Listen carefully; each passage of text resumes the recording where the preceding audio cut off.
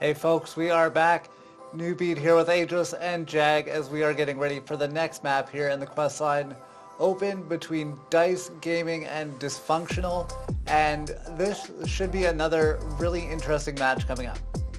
It should be, and you know what? The prize is for winning this one. You get to take on Trust the Process. Next, you lose, you get to take on Aja. Like, it feels like a lose-lose scenario. No matter what happens here, it's going to be a rough one in the upcoming series. I mean, good news, you win here, you do get that extra life. You can just stay in the winner's bracket, but going up against Trust the Process, oh, it's going to be a doozy. And this matchup has, I would say, some of the most well-known names in the tournament, whether it is the side of Dice Gaming, this new roster that they brought together recently that has some of the most well-known contenders players, to Dysfunctional, which has some of the biggest streamers in the industry right now for Overwatch. There's going to be a lot of star power here.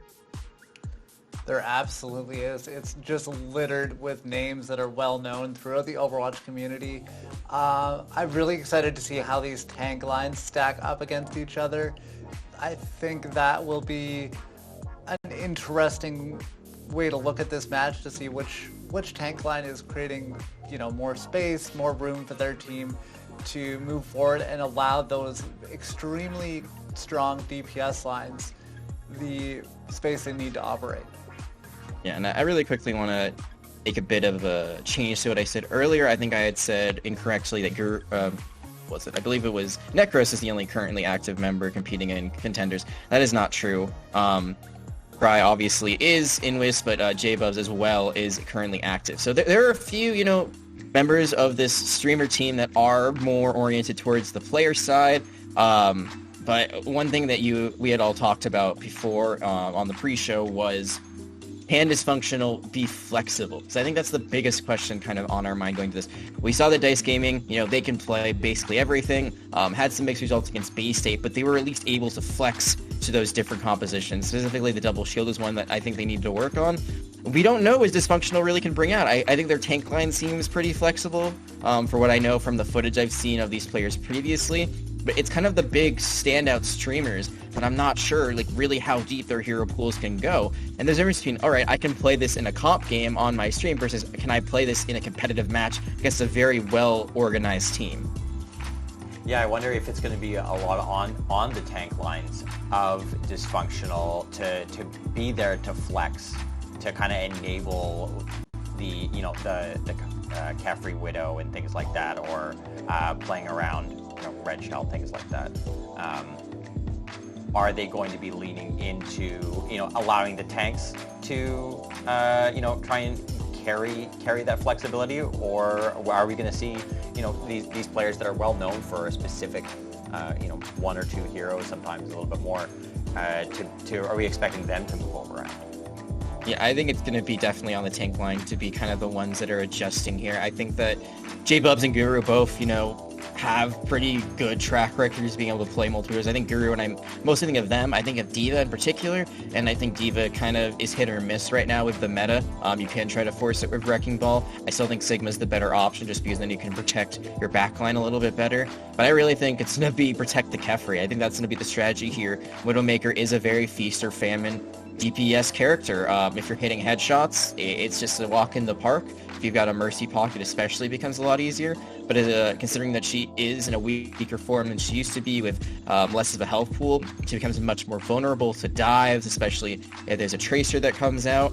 I want to see a Petal versus Kefri duel. That is my own request, so please players make it happen. We didn't get to see Petal yesterday. As we mentioned earlier, I do believe they were at a LAN tournament for UTD, a local Texas LAN tournament.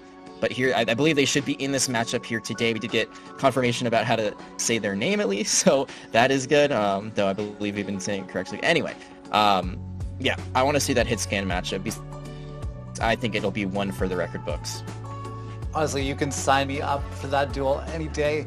And I think that would be just peak Overwatch, watching those two butt heads. And honestly, I know I've made a bunch of predictions already, but that one I would just stay away from completely. I just enjoy the spectacle of those two going at each other. Yeah, absolutely. I mean, it's a great day for Overwatch, and as much as we are on the desk, we're also fans of the game, so we get to see two powerhouses go up against each other. Two pretty big names overall in the scene. It's always going to be fun. No matter who comes out on top of that one, I think it's just going to be a treat to see, who can kind of out-duel. That's going to be the big thing. I'm not sure if Petal would go to the Widowmaker. They are primarily known for being a Cassidy player. I have seen them bring out the Ashe time and time again, but the Widow versus Widow duel, ooh, if that comes out, that's going to be spicy. Yeah, maybe just hope for some Junkertown or something like that, a map, a situation that maybe massages them into taking on that Widowmaker a little bit. Yeah, but let's make it happen. Production, just tell them it's Junkertown and yeah. No questions asked. No desk influence whatsoever. Just make it happen. Just tell them that the other team is picked Junkertown. We'll tell them both that, and just hope none of them ever speak again. Just no questions in all chat. Yeah. Absolutely. So, going into this next game, Jag, do you do you have any like main spot besides that DPS line that you're really going to keep an eye on, focus down? Do you think there's any of those micro battles that are really going to decide who's going to take this one home? I think the support lineup battle is always one that we should be looking out for. I think Mauser looked really, really good yesterday on the Zenyatta. In fact, got bullied a little because of how well they were doing. Ended up getting focus fired quite a bit near the end of that series against Space State. I'm really interested to see how Gale does. I mean, Gale's always been known as an Ana player. I definitely think they're flexible onto other supports, but I'm not sure, how they would do on the Zen or the Baptiste in comparison against Mauser. So I think that in particular is just one matchup I really want to look out for, because as we talk about a lot, flex support, it's not just about healing, it's a lot about utility. It doesn't matter how many shots you hit on Zen, if you're not discording the right target and your team can't focus them down, then Zen's not nearly as effective as he would be otherwise. And you mentioned what happened to Mauser yesterday with those solo ults coming on him when they're on the Zenyatta, and I honestly just take that as a compliment. Like, good, somebody's solo ulting me, they're really, trying to get me out of the fight, and that's 100% what was happening yesterday with Mauser. So obviously that is going to be a player that needs to get shut down. Yeah, absolutely. I think we saw in the last series, taking out RuPaul made a huge world of difference. So I think getting rid of one of DICE's star players, making sure that there's less healing, that Infected can't do the things that they want to do, especially if they play a Wrecking Ball sort of composition. It would be lights out for DICE, but it's going to be really tricky. I think that Mauser probably learned a little bit from yesterday. I mean, one time it was just like they were walking back from spawn. There's very little you can do about it from like that perspective, but in other circumstances, maybe it could have been a bit further back instead of playing a little bit more in the medium range line of sight for the opposing team. So they're able just to be more of a sniper than medium range kind of support DPS hybrid. I think they'll be in a great spot to help their team win. 100%. And I did want to take a moment actually. I got called out by LordThethan in the last broadcast there, in the last match. He said I was a bit of a sheeple. He said I was following the group when it came to the predictions. So I'm just going out again. I'm changing my prediction. I know this is going to be controversial, but I'm going in there and I'm going to say Dysfunctional is going to win. So, LordThethan, you can deal with that now. I'm changing my prediction once again to be a little unique. I mean, I respect it. You're definitely going for the two teams that I would say are the biggest underdogs in this. But my personal question for you is, like, does that make you more of a sheep for giving into peer pressure? That's a good question. See, but now I can't go back. Already committed. Either way, it's just gonna get worse. It's just gonna get worse. Just like, I'm really. You know what you should make? The prediction is that everyone gets to have fun. There you go. That way you're not leaning towards one way or the other. Yeah, let's go with the very controversial prediction of, you know what? I think we're gonna see some good Overwatch. I think we're all on board for that one. Absolutely. Yeah, I gotta go home and do some thinking. It's gonna be it's a period of self-examination for me. Big day. Just to kind of reassess what my priorities do. Do I want to make the predictions I want to make, or am I really following everybody else? It's gonna be me learning a lot about myself, I think. I mean, those are the best kind of self-reflections, right? But maybe in the future we change the order so that way you can make the first prediction, and that way you're the one setting the pace and the tone. That's a perfect idea. I'm definitely going to do that next time. However, right now we are ready to head into our next match. So we are going to throw it over to LordThethan and JuggleGod one more time. So take it away, gentlemen. Thank you so much, Deska. Appreciate all of that.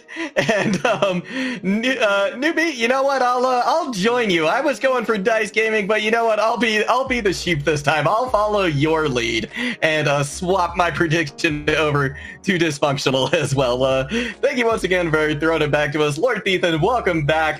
Glad to be here with you again for this second game between Dice Gaming and Dysfunctional. Yeah, this one's definitely going to be a fun matchup, I think is the best way to say it. The best of the content creators, best of the best, really, in the entire tournament as a whole. But this one should be very interesting. And, I gotta say, you and Newbie breaking out of the hive mind and collapsing into whimsical folly. The slander doesn't end at any point soon from me. Well, I guess it will end soon as we head into the first map between both of these teams, because I don't want to slander any of these guys. I don't want to slander DICE because, well, there's nothing to slander about them. They're a strong roster, as well as Dysfunctional. Well, those are the powerhouse of the content creators. Bad blood with them is bad news for sure. And there's definitely a lot of blood to shed between these two teams as well. Look at the powerhouses on these rosters. I mean, Horthic popped off yesterday, Infected, Aspen, and Moser. I'll tell you, Juggle, I'm very excited to see the matchup between Shark Candy and Moser.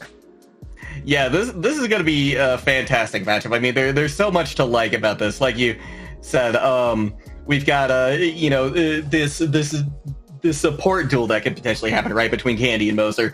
We've got Petal as well, potentially going up as against Caffrey, right? The potential duel that Jag was mentioning too. There's just so much here to love, and so much excitement I think we've got coming in this next matchup. This is the number 4 and 5 seeded team, right? This, I think, has the makings to be one of the closest matches we're going to see in this first round. Yeah, especially after the the devastation that I feel, considering that the last series didn't go to 5, and not just because I want to spend as much time in the booth here at Questline Open, but also because the best kind of Overwatch is Overwatch that is filled to the brim with resistance and opposition. Teams forced to make changes either to their comp or their strategy or their play style, because there's lots of ways to play all of the different heroes in the roster. Unfortunately, stymied at 32 for the time being, but hey, news of Overwatch 2 coming in soon. Maybe we'll see Maga come into the tank role, yes. or maybe they'll make him a DPS since they're thinking about Doomfist as a tank. Enough looking towards that far in the future. Looking into this matchup, I'm not changing my prediction from earlier, Juggle. I think that I'm still, as Jag had eloquently put it, I'm still in DICE's corner for this one. All right, well, this is going to be an exciting matchup. I can't wait to see it. Is it going to come up 6s for DICE Gaming, or is Dysfunctional going to spread that dysfunction to DICE Gaming and stop what they're going to try and do here? We're going to be headed to Control first. That's going to be the first of our map types as we head into this next best of 5. And I'm curious to see where we're going to be headed first, LordThethan, because to me, that always, it sets the stage, right, for the rest of the series, right? Where are we going to start things off today? What's that going to show us from both of these teams? A lot of questions, I think, are going to be answered very soon. Absolutely. And, to answer your question as well, actually, to not answer your question, Juggle, in the previous series between, oh goodness, I'm losing my mind here, between Trust the Process and Aja, we saw 3 maps played. Lijiang Tower went to Watchpoint Gibraltar, went to Blizzard World, and I gotta say, on all of these maps, the compositions that you would expect to be played ended up getting played. That's a trend that I'm actually hoping to not see continue. Let's run Rush on Havana. Let's go full disruption on Route 66. I guess actually you could expect that as well. You can expect a lot of different things on any of the maps, but I'm hoping to break the mold a little bit here. I think the one map that I don't want to see starting off here in this series is going to be Lijiang Tower. You just end up in a position where you kind of have to meta game it out, and although you can see the Diva Ball disruption chaos composition emerge on Lijiang Night Market or the 6-man on Gardens, I think that I'd love to see the fluidity in terms of strategy that are offered or that is offered by maps like Busan or Oasis. I would love to see Busan come out first here. That's King's Row might not be my favorite map at Overwatch, but Lijiang Tower is. So you know, if we're looking outside of one of those, you know, one of the more classic maps, right? I feel like you have to love one of the classic maps of Overwatch. Busan, great one to go to, right? A lot of variance in the different maps, in the different sub-maps that you have there. So we get a sneak peek at, you know, potentially a lot of what both of these teams are going to be about as we get into this matchup. Now, a reminder, the winner of this is going to have to go on and face Trust the Process in the semifinals. The loser will go down to face Aja. So, you know what? Regardless of where they end up, both of these teams going to have a tough ask in front of them. Yeah, I said when we first started today, Juggle, that, you know, if I had my way, I'd see every team, all of the teams, you know, from the group stages as well as here in the finals. I'd want to see all of them win. Imagine, you know, being dedicated and passionate about Overwatch in 2022. I got it right that time. I'm not living in the past anymore. But you know, honestly, as I talk about the desire to win, the desire to see competition, the thirst for victory, this matchup, whoever wins or loses, it's a lose-lose. I mean, you win, you'll go up against Trust the Process, playing on EU ping, and you lose, you go up against Aja, who is one of the most favored teams in the entire tournament. I mean, there's just no winning to be had here. And on top of all of that, you're playing Overwatch. You lost as soon as you turned on your monitor. Oh my gosh. Well, you know what? There's, you know, as stale as the game has gotten, one way to put it is that it's the most balanced it's ever been. You know, and that's the part of the reason I think that we can see so many of these different compositions on so many different kinds of maps as well, you know, and I think, you know, another interesting point, which, you know, you and I haven't brought up yet, but I think it may have been chatted about before, is the fact that this could very well be one of the very last Overwatch tournaments we get to see. Overwatch 1. Yeah. One of the very last with 6 players with 2 tanks, right? And I mean, you know, you could be feeling good. You could be feeling sad about that. You know, there's a lot of emotions surrounding that because, you know, we won't see double shield anymore, right? But then again, you miss some of that tank synergy coming with Overwatch 2. But regardless, this is our last time to kind of like savor these, you know, these, shall we say, the twilight hours of Overwatch 1. Yeah, it's I feel like there are arguments to be made that every era of Overwatch has been a pretty interesting one, but this is definitely the most lively I think things have gotten, definitely in a long time. It's a refreshing change of pace in terms of direction, not necessarily for the game, but for communication between the community as well as the players. And the devs. I feel like the Overwatch community, it's tighter than it's ever been before. We poke fun at Overwatch and playing it, but there's a lot to appreciate about being part of this group. And Juggle, we talked a little bit about prophecies coming true earlier, and lo and behold, guess what map we're going to? That's right. We will be headed to Busan, as a matter of fact. So I can't wait to get this started and see what both these teams are going to do, which sub-map we end up on. Great place for us to start. And as much as we do poke fun at Overwatch, and the fact that we're still here, we are all still here. You know, yeah. we're the holdouts. We're the steadfast. We are the core of the Overwatch community, right? That's what I love about this tier 3, tier 4 scene, right? Is that, and even tier 2, like actually, let's be honest, there's a lot of tier 2 talent in here today. This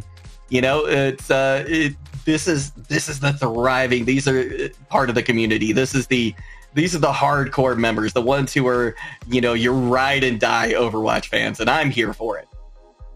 Yeah, I'm here for the passion. It's it's the reason that we all woke up early this morning, either to watch the games unfold, to play in them, to produce or cast. It's really brought us together, and despite all the competition, despite all the ego, I think that is a sentiment that we absolutely are obligated to cash in here for the payoff of being able to play Overwatch with each other. A cheeky, stupid expression I used to say is, we all won as soon as we got to play Overwatch with each other, but definitely it's a little bit different here in this matchup. You're playing to win. You're playing for that prize pool. You're playing for the title, right? You want to say that you won what is potentially the last Overwatch 1 tournament, right? And that is absolutely the name of the game for these two teams. Oh, it absolutely is. And we're gonna start things off on Mecha Base here on Busan. The gates are open. Both these teams ready to go. It's gonna be a disruption composition, butting heads against a very traditional brawl-looking composition. Let's see who's gonna come out on top. Both teams are now staging up on the high ground. We've got actually Infected on the Wrecking Ball down low, but J-Bub's going to find a nice pick onto Horthic very early without that Sombra in the mix. This disruption composition has lost a lot of its teeth.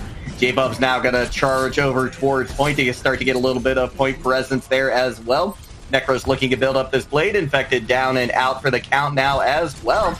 And with that, Dysfunctional primed to take this first point. It's going to be briefly contested by Frosted. They're going to go down to about a quarter of a health before they can be healed back up. But in the meantime, the point was captured by Dysfunctional. It's so funny. I was just watching VODs of these players on YouTube the other day, and now here I am watching them in action. Necros ends up going down. It's still the fight breaking out here. Interesting as well to see Crawley on the Zarya, although not on them for long. No, not for too terribly long. Dice Gaming comes back in with a vengeance off of some great early picks to snowball to a fight win here. Dysfunctional does have 20% on the board. Dice Gaming will be able to equalize that relatively soon, but this next fight shaping up to be very interesting. Got a couple of ults online for Dice. Yeah, Necros are going to be coming up on that blade here shortly. Gale, I think, has already committed the nano, though. We're going to see that Infected go in with a minefield. They drop it over Dysfunctional. Necros goes down. Frosted going to get the final kill on them. A minefield does demech Crawley. They're going to be out of this relatively soon. No supports to be found for Dysfunctional, but Dice Gaming has lost all of theirs as well. Is there a possibility for Dysfunctional to come back in this? We've got a Mei and a nice block as well, but they're not going to be lasting for long. And now Dice Gaming has doubled the capture percentage of Dysfunctional. Yeah, that's a great start. And also part of the luxury of this disruption-oriented comp is just that you're free to engage pretty much however you'd like. And it's going to start off with a rally here from Aspen. I anticipate seeing the self-destruct thrown when the fight breaks out onto the objective itself. We're going to see Aspen start to push in from that high ground with that rally. Self-destruct not going to be thrown out just yet from Frosted. The sound barrier now committed by Shard Candy. Necros out of the fight, but it's going to make things a little bit difficult for him. Nice boot comes in from Infected on the Wrecking Ball. Almost takes Kefri off the map, but they're able to find their footing, but only for so long. Nanoboost committed to J-Bubs. A charge comes in onto Frosted. Crawley going down to very, very little health as well. J-Bubs once again tries to take Moser out of the fight. Going to be able to. Frosted now giving a lot of trouble to Moser, pushing them, or J-Bubs pushing them up onto the side ground. 92% on the board for Dice. They've got a couple of picks in the bag. Can they take it home? It's going to be hard to. Look at the minefield strewn across the objective, and Aspen coming up on another rally. We talked about quick charging Brig ults in the last series, and you were going to see a touch and then a hack go onto Necros with the blade. Unlucky is what we call that in the Overwatch community. That it is. That's going to be a rally from Aspen to potentially seal the deal here for Dice Gaming. Couple of picks coming in, overtime ticking over. One last person on to contest, but with a hack and some focus fire, that's going to be it. Dice Gaming takes the first sub map. It's interesting to me on Mecha Base. Dysfunctional really opting in to the. Oh, we got a pause coming in. I'm sit up straight now. It's, right? It's go from the natural caster and gamer position to. You should be sitting up straight anyways, because you got to talk from your diaphragm. This is true. This is true. It's so it is interesting to see Dysfunctional really opt into that Rush Brawl style composition and ultimately lose against the Disruption comp there on Mecha Base, where that style, that strategy is purportedly the strongest to run. But again, I got to go back to the luxury of the Chaos comp is that you're free to engage, disengage. There's so much healing uptime as well that you can absolutely bank on Moser and Aspen to build up timely ultimates, and at this level of gameplay also find suitable uses for those utilities as well. We did a lot of praising of Aspen's support gameplay yesterday. Ended up being highly influential in the turnaround of a series against Bay State, who also ended up making it to this final stage. It's just more praise to be showered on to the Dice squad, and that's part of the reason that I'm in their corner. I'm a very prolific Brig and Zen enjoyer. Yeah, Dice Gaming has looked phenomenal so far. I think, one of the ways you can tell that, right now they're coming out on top is that this Brawl composition, right? It should have flourished here on Mecha Base, right? But I never saw really cohesive thought coming out from this Brawl composition, right? I think they were too scattered because of this disruption that was being thrown at them from Dice Gaming, right? And so if they're going to come back from this first sub-map loss, I think that we're going to have to see a much more cohesive game plan being executed, right, by Dysfunctional. Because right now they're just getting booped all over the place, right? They haven't been able to execute exactly what their plans have been, and it's showing right now. Dice Gaming is really done a great job of just throwing them into chaos.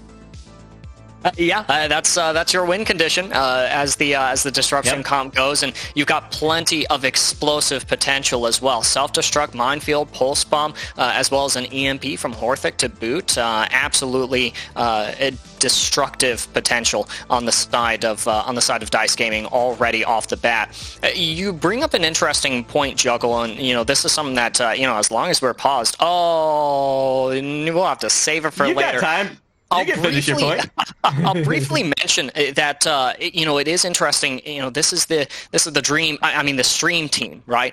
And all of these players, they're familiar with each other, right? They know how they each want to play. They all play with each other on the ranked ladder, right? But this is where you kind of encroach that line of team synergy versus raw skill, right? And I think it would be fair to say that Dysfunctional, even if they individually play on teams or play at a high level, you have to wonder if there are opportunities for Dice Gaming to capitalize off of disruptions in the synergy of Dysfunctional, and that's what I'm excited to see really epitomized here in the strategies for Dysfunctional, who are now down around a map. They are down around a map and a player right now as this matchup has already gotten underway. We've got a lot of action happening up here near the drum. Aspen going to be able to take J-Bubs out of the fight now. That's a 2-player advantage for Dice Gaming. They're going to be able to cap the point now and push back on Dysfunctional, who is going to have to regroup. Yeah, and there's Candy on the they were on the Zen. Maybe they've been on the Brig this whole time. Gale is actually going to be on the Zenyatta and is very close to Transcendence as well. Moser is definitely making waves of impact. Their engagement is obvious from the fact that they've already built that trance. Ooh, yeah, that just speaks to the fact that Dice Gaming as well is just there's a tremendous amount of coordination between the front and back line, which is exactly what you want to see in this composition. 2 players down already for Dysfunctional. Dice Gaming doing a fantastic job of slicing and dicing their competition apart right now. That's going to be a second fight win, 40% on the board for them.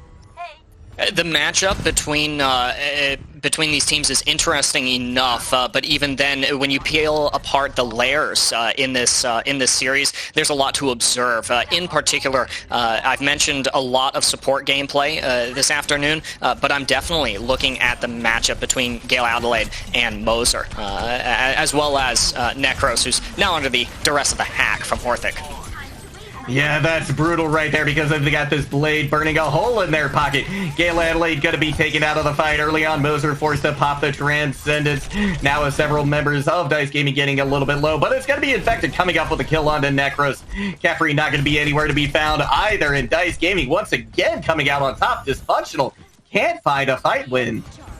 No, and they're coming up into potential last fight territory as well. And look at this. You've got the EMP. You've got the minefield, the self-destruct. There's that explosive potential here. Dysfunctional does have the Nano Blade. It's very swingable here. It just is up to Necros to find out the right targets to engage on here.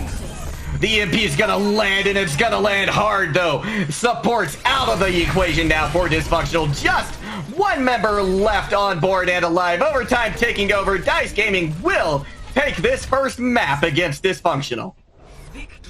Really decisive here so far in this series. Dysfunctional, despite being able to accrue a little bit of objective progress there on Mecha base with a great start in that first fight. Ultimately, they're going to drop 2 rounds. Hopefully, they don't drop off too far. It's definitely Dice Gaming favored with this composition on this map type. It's the control point death mode. It's a big old glorified death match, and I feel like Dice Gaming really leaned into that.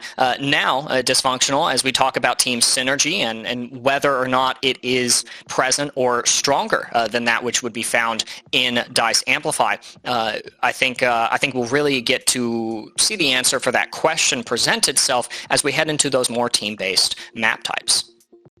Yes, we're gonna be heading now into Escort, LordThethan. So team play going to be much more the name of the game here. So this dominance that we've seen so far from Dice Gaming might be mitigated a little bit as we move on to this next map, or this next map type rather. So it's going to be interesting to see how things shape up after Control. It's always a nice little preview, but it's hard to make too many predictions based off just that. There's so many times that we see, like a team great on Control, great at that more brawly death, or great at that more deathmatchy style play, just can't hang when we move on to Control, Escort, and Assault. So as we move on to that kind of map, where does now Dysfunctional take us after, seeing both their Brawl and Wrecking Ball disruption-based competition fall to Dice Gaming?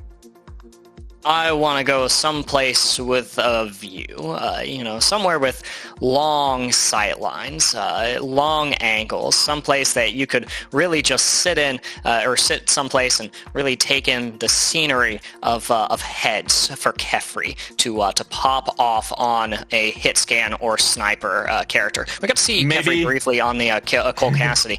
Go ahead, Juggle. Maybe someplace where you could sip a fine Dom Robotico? Is that what you're thinking? That's what I'm leaning into. I like Havana. I really like that map type, or that particular map. But I know it's 50-50 a little bit with the Overwatch community, and as well, it's all too easy to run double shield there. But I want to see Havana. Let's see if another prophecy can come true here. Yeah, let's see some spawn holds, right? That's when we go to Havana, that's what I love seeing, right?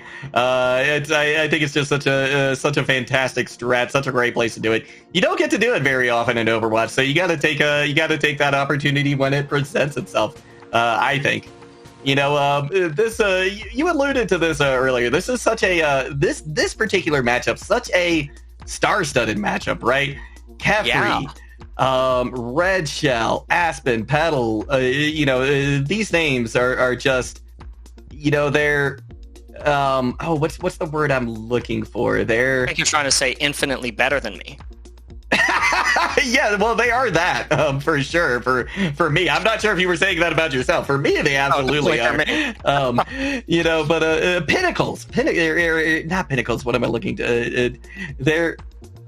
They're well-known members in the Overwatch community. I can't exactly find the word that I'm looking for right now, but that's not going to stop me from making the point that, this is such a star-studded lineup from both of these teams.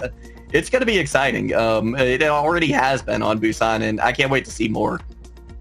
And I think that as well, there's an opportunity in this particular matchup to step back just a little bit, not too much, from the competition that we saw between Trust the Process and Aja, and into the territory of the sentiments we had expressed at the start of the series as well, Juggle. At the end of the day, Overwatch is a video game. At the end of the day, it's all about the game, right? You just want to play. And I think that that's something that Dysfunctional, whether they mean it or whether they mean to or not, that they end up representing. Hopefully here in the next couple of maps, maybe in the next 4, if we're lucky, we'll really get to see them have a little bit of fun. Put Kefri on that Widow, and as Jag had said, protect the president, protect that Widowmaker, enable Kefri to land those shots. You've got Gale Adelaide, referred to as the human aimbot on the support role, which is really interesting to me. I didn't understand how to play support until I started playing the other roles, and I began to understand what exactly they need. So Gale Adelaide, with an intimate understanding of how the DPS players want to play, is very well equipped to enable and foster the individual strength that is sitting on the roster for Dysfunctional. And as we talk about the team synergy, as we talk about the ability for Dysfunctional to be, functional with each other, we also can't forget the fact that, on a roster with so much star power, on a roster with so much mechanical prowess and peerless game sense, there very much is a possibility that it's down to the clutch factor, that it's down to the DPS carry or the big plays that can be made in fights that Dysfunctional is all set up to lose. Ooh, yeah, that's a very interesting point. The way I think that Dysfunctional recovers, right, from this is going to say a lot as well, right? I think I think that the second map is going to be kind of pivotal, right, in terms of this series. And if Dysfunctional can come away from this first map loss, and say, okay, what do we do well, what do we do wrong, what do we need to hide, and what do we need to mitigate, right, from our gameplay, then they can absolutely come back in this, right? But I think this is their do or die moment. It is a first of 3, it is a best of 5, but we need to see that adaptation coming out now. And if we don't see it on this map, then I'm not sure if we're going to see it on the third, right? So to me, I think we're going to see a lot is going to be determined here on this next map. Yeah, I agree. Something that Julie and I discussed ad nauseum last night was momentum, right? And so in a first to 3 series, you definitely don't want momentum to build for your opponents, but momentum might be easily acquired here heading into the next map. Plenty of times that, at least in my competitive journey, I've been rolled on on Rialto, but plenty of times as well, you'll see the first point full hold, which is a straightforward endeavor on any escort game mode. You'll see a stymie on Streets phase, or perhaps rounding around that harrowing corner of last objective, you do see the defenders stabilize, and any one of those expectations could come to fruition as we navigate the rivers of Italy. It might not be Havana, but I think this is a very close a very close map to it, right? If you're not going to go to Havana, then I think Rialto is your next best choice. Maybe even a superior choice here. Time will tell. Going to Rialto as well, that says to me that Dysfunctional values flexibility, right? Because there's a lot of different comps that you can run here, right? And you can run a lot of different comps on every single one of these points. So this to me says that they want to respond to what Dice Gaming is doing. I think we're going to see a lot of adaptation coming here as this map moves forward. Interestingly enough, you've got Gale Adelaide back on that DPS role. As I mentioned, intimacy with how the DPS wants to play. Well, obviously, they're on the leg 76, and Kefri is going to be on the Ana. With Necro still on Genji, this sets up 2 potential win condition ult combos in the Nano Visor or the Nano Blade. Really, Moser is only going to get 1 Transcendence, maybe every fight, especially if they find early pickoffs like that one. That is tremendous. Taking Caffrey out of the fight early on is going to set up Dice Gaming very well in this matchup. Dysfunctional has got this cart moved around just about to the second corner now of this first point on Rialto. High ground now under the control of Dysfunctional, but only briefly Dice Gaming able to take it. But Aspen is out of the fight now by Shard Candy. So things looking a little rough now for Dice. Necros going to go down to some excellent play from Infected, though. So Dice seems to be weathering the storm fairly well right now. Infected going down very low. Horthic as well. It's going to be a lot of healing that has to be done by the support line, but they seem to be up to the task as Elva and Horthic combined for a couple of kills. Dysfunctional on the back, but once again, despite Dice having to back up quite a bit, they do come up with a fight win. It's like I'm watching yesterday's Bay State game, just seeing Horthic light up the kill feed, and Infected and Elvar are adding as much participation to these fights as any other matchup. Very, very exciting. And already you see ultimates being banked here on the side of Dice Gaming as well. So Dysfunctional, they're playing into a pretty tough situation. I would really like to see a longer kind of neutral fight here between these two teams, just to give Dysfunctional the opportunity to come up and get an edge in this next engagement. Yeah, they're definitely gonna be looking for that edge coming up into this next fight. Dealing with a little bit of an issue right here for the players. They're gonna be back in the game relatively quickly. Somebody disconnected, so hopefully we'll have them back in relatively soon. But if this first fight is anything to make predictions on, Dice Gaming looking really good. They were able to I think one thing we have to look at here is the fact that we've seen Dice Gaming go down by one or two members a couple of times early in fights. However, they're able to turn it around and turn it back in their favor. That's not something that I've seen so far come out from Dysfunctional, and I think that's something that's going to have to change. They need to transition these early picks into fight wins. Yeah, you're absolutely right. It's something that we saw in the previous matchup, but it was more related to compositions. You would see mirrored attributes manifest in the hero lineups between Aja and Trust the Process. Here you see really Dysfunctional has that solo carry pop-off potential, as well as Dice Gaming. They're exemplifying it as well. Moser ends up trading here. We're going to see a little bit of advantage coming up for Dice Gaming, though, as there was one pick onto Kefri, too. Aspen with the Valkyrie trying to keep her team alive through thick and thin. We're going to see the Gravitic Flex come out, but Kral going to be taken out of the fight. Hothic comes in with a big pair of kills, and with that, Dice Gaming holds again. Seeing Kefri on the Mercy is just really entertaining to me. It is, right? You can definitely we tell. saw somebody in chat say somebody screenshot this Kefri Mercy. I think that was fantastic. Yeah, absolutely. And it's like I said, you can tell that these guys are just here to game, just here to have fun, and maybe also win. Because look at that dive on the Moser to elicit the transcendence out of him. We're going to see this dive continue coming out. Elva has popped now the blade as well.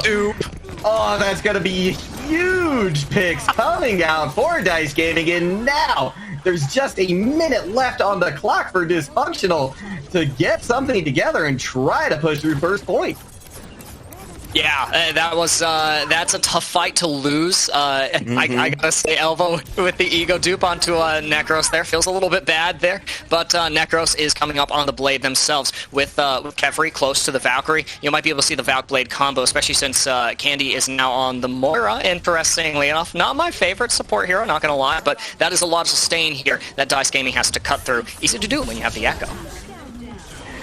But just how long are you going to have that Echo as Elva is taken out of the fight by Gale Adelaide? Nice! Deadeye gonna remove that threat, but it is back just as quick as a blink of an eye as the res comes in from Aspen. She is right on that. There's going to be a lot of problems before Dysfunctional as the res still comes in. Kefri going to town with the murder moth right now, but are they going to be out-dueled? They are, as a matter of fact. Elva coming away with that kill right there. 8 seconds left to go. Can anyone from Dysfunctional touch the point? It's going to be a last-minute attempt here. Gale Adelaide good for 1 kill. Necros pops off. They found Aspen as well. Now there's a support out of the equation. Frosted comes back in, though, for a kill. It isn't over yet for Dice Gaming. They could be coming back into this fight. Gale Adelaide going to be good for a pick on the Horthic. Frosted out of their mech as well. Dysfunctional could have the picks they need. They're going to keep this part moving, but Dice Gaming going to get one more contest. Yeah, and they'll have the Transcendence to sustain here in this next fight, as well as Alpha's... Oh, that was so close on the move. As well as Alpha's duplicate form. I'd love to see Alpha go for J-Bub's Orisa here. We're going to see Karate come out with a pick on 2 infected already. Now we're going to duplicate the Orisa. They're going to get that supercharger in record time. That's so much extra damage coming in now. Dice Gaming may, in fact, be able to turn this around, especially because the res has come in.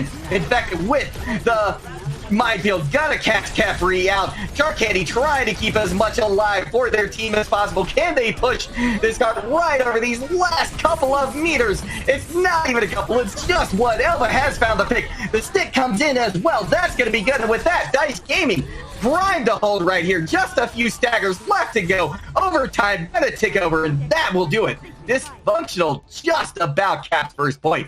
Dice Gaming has to be feeling really good about that hold. Oh yeah, absolutely.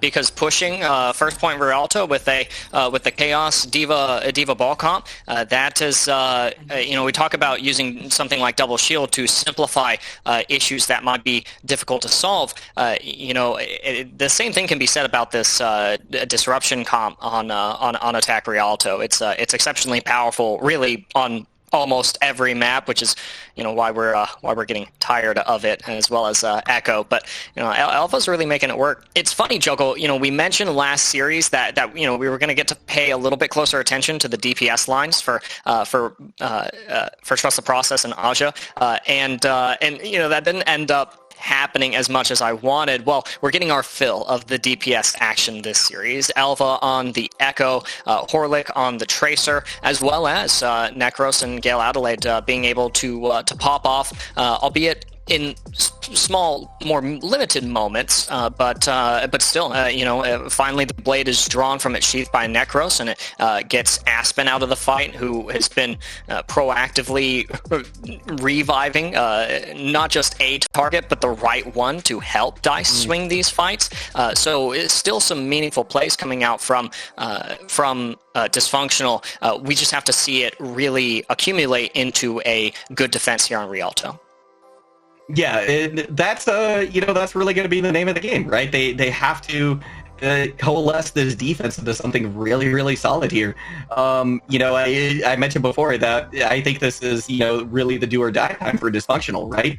And they needed to come up big, I think, with their attack. They didn't there, so they have to come up even bigger on the defense. They have to come up with something really, really big here. Yeah, absolutely. A pause will give them a little bit of time to figure out how exactly to do that. Give them a moment to evaluate their win conditions and figure out how they're going to disrupt the disruption composition. There's a reason that Dice was favored by the desk in this matchup, with the exception of the whimsical Newbeat, as well. As a reason why no one else, right? yeah, Juggle, looking at you. And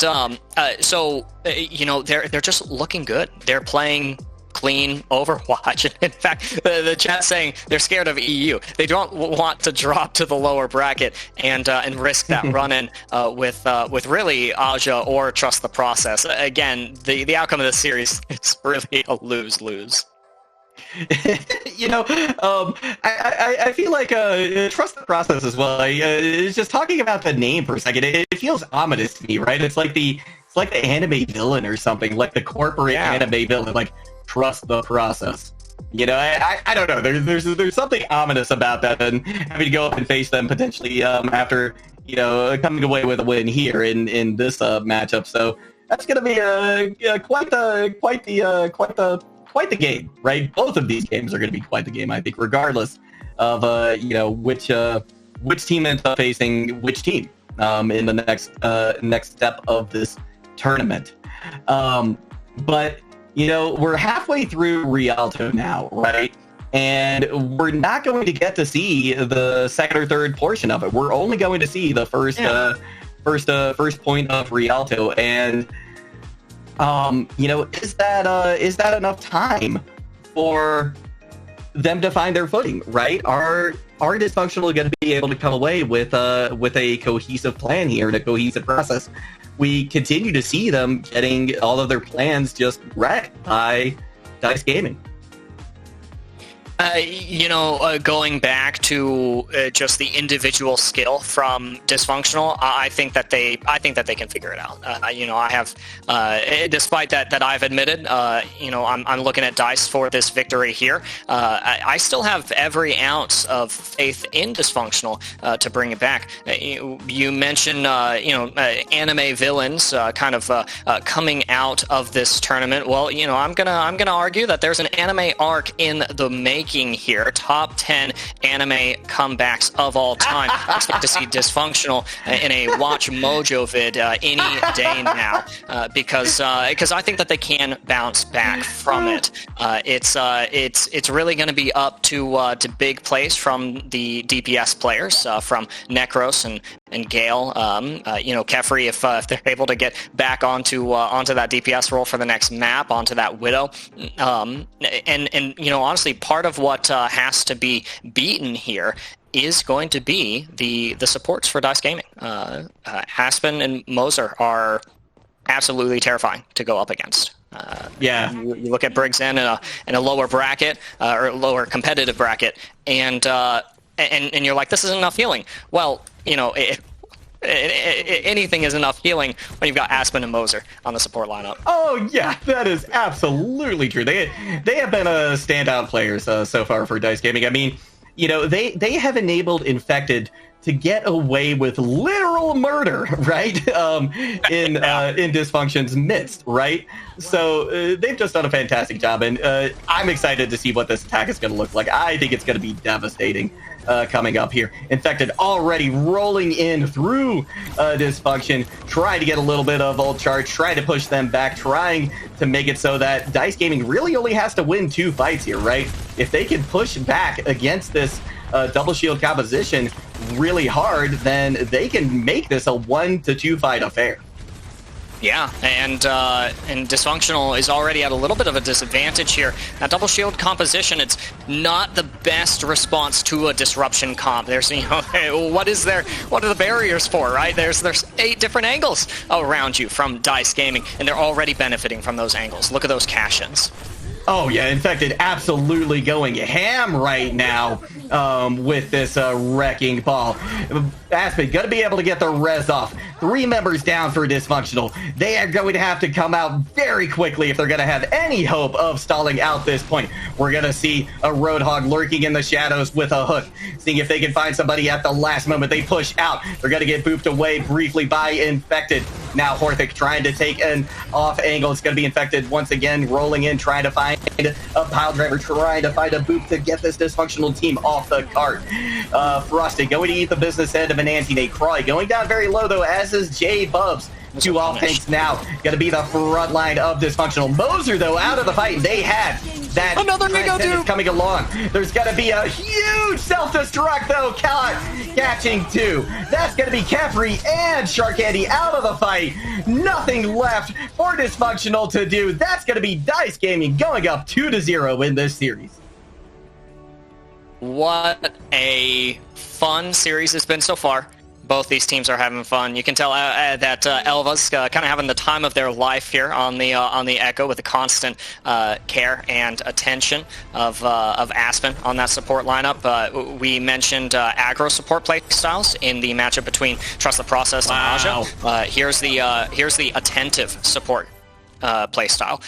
You absolutely love to see it. And heading into third map, the compositions and strategies that Dysfunctional is employing have gradually started to make a little bit more sense over time. That attack composition was pretty funny to see in action on pen and paper. Just it doesn't make too much sense. But that evolution that we've seen from them so far, it might amount to a victory in map 3. We'll only have to wait for a little while to find out. Heading into our hybrid map after a short break.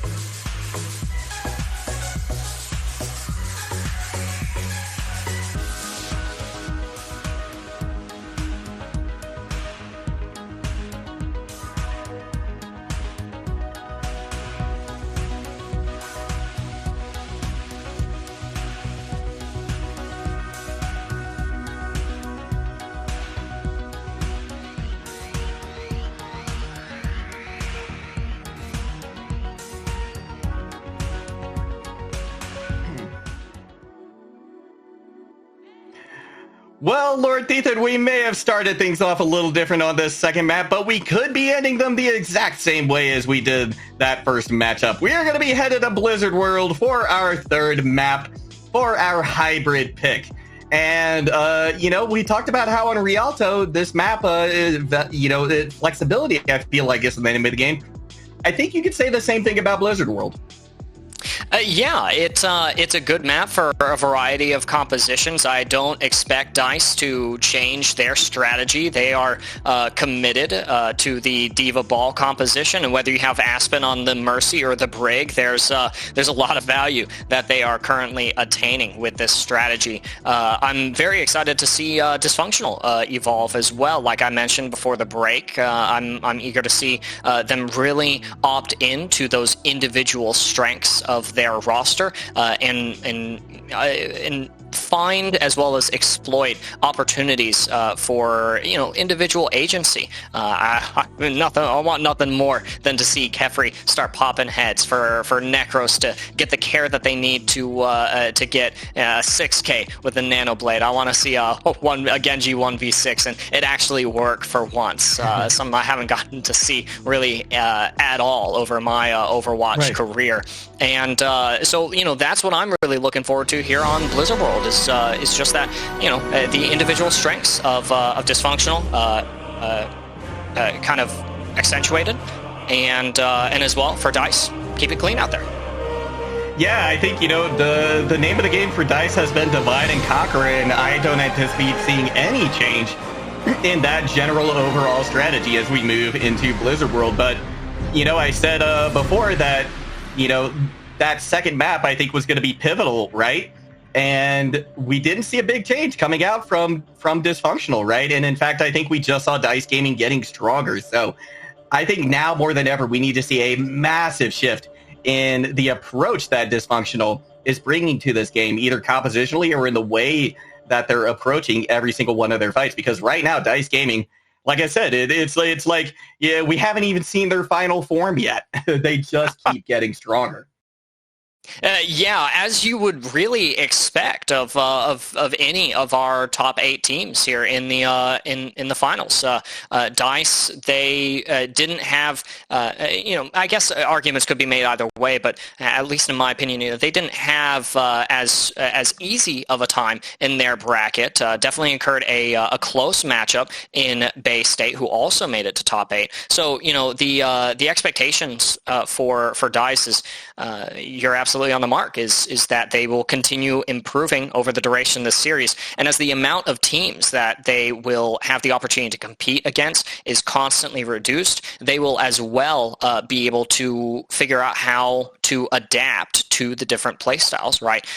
Say we got to see that matchup between DICE and Aja. I think that they would thrive in understanding the win conditions of that matchup. If they end up going all the way and maybe we see them go up against GeForce, I think that a mirrored disruption style comp battle between those two teams would be absolutely thrilling for I'd love to watch that. So much fun, but it's again. I can't reiterate, Juggle. You're absolutely right. It's DICE steadily growing stronger, and that is not expected to change, not anytime soon. No, I think we're headed potentially for more of the same here on Blizzard. We would love to be proved wrong. Would love to see us go to a map bye, but right now I think everything's coming up 6s for DICE. They're playing their cards exactly how they need to. You mentioned divide and conquer is their strategy, but the divisions are not happening within DICE Amplify's own formation. Divide a number by itself and you get 1, and that is exactly what DICE looks like. All 6 of them operating on the same page, playing the same win conditions. Maybe they go for a split push onto 2 different targets. Ultimately, it's all for the same cause. To win the fight, play the objective, and pick up another map in this series. That's their plan heading into Blizzard World. We are going to get a pause here. I think just waiting on a reconnection here from one of the players for Dysfunctional. Talk about Dysfunctional. So we are going to head on for a short break, but when we come back, it'll be more Blizzard World action. Stay tuned.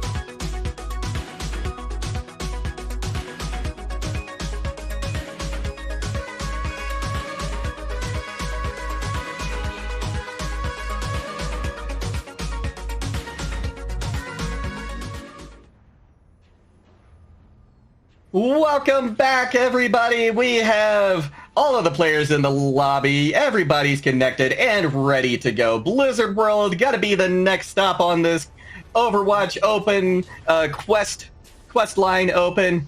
Dice Gaming up 2-0 over Dysfunctional, looking to put the final nail in the coffin.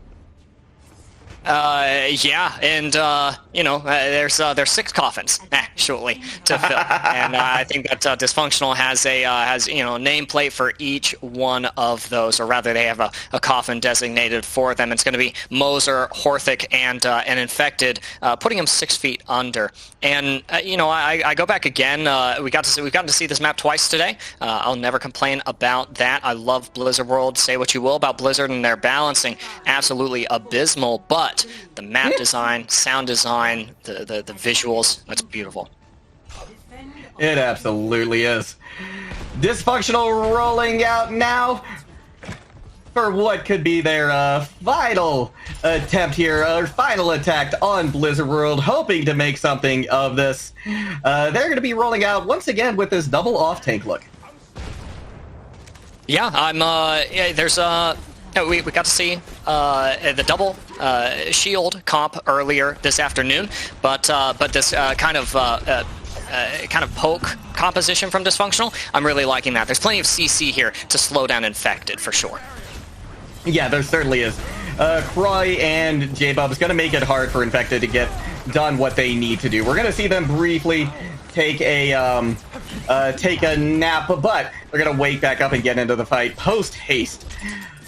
Dysfunctional now is pushed back pretty hard against Dice Gaming. Dice Gaming taking a very defensive position, a very far back position. They're going to give Dysfunctional a little bit of positioning on point, but here comes the counter engage. Infected diving in. It's going to be Moser, good for a pick on the Shark Candy. Croy going down very low, taken out of the fight, and Dice Gaming's defense looking strong.